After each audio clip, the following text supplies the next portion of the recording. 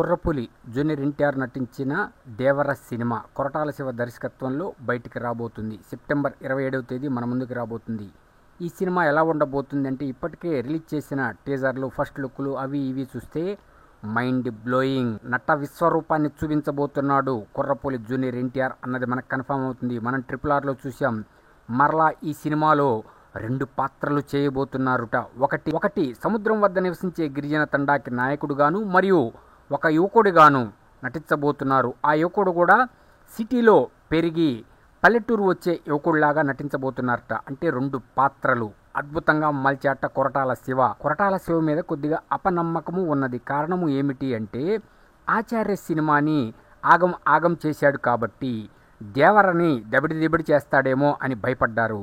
కానీ చూస్తున్న విషయాలను బట్టి చూస్తే ఇక అనిరుద్ మ్యూజిక్ అదరగొట్టాడు. పాటలు అదిరిపోతాయని అర్థమైంది. చెప్పేదేముంది, కుర్రపులి జూనియర్ ఎన్టీఆర్ పక్కా వీర ఊర మాస్ పులి మీద పడ్డట్టే. అంతటి అద్భుతమైన నటుడు యంగ్ టైగర్ జూనియర్ ఎన్టీఆర్. ప్రస్తుతం దేవర మేనియా నడుస్తుంది. త్వరలోనే, ఎందుకంటే మీరు సోషల్ మీడియా చూస్తే అర్థమవుతుంది, ఎక్కడ అప్డేట్లు రావటల్లా ఇవ్వండి అని కొట్టుకుంటున్నారు అటు ఫ్యాన్స్ కానీ ప్రేక్షకులు కానీ. ఏదైనా సరే అప్డేట్స్ ఇస్తూ ఉంటే పూనకాలు వస్తాయి.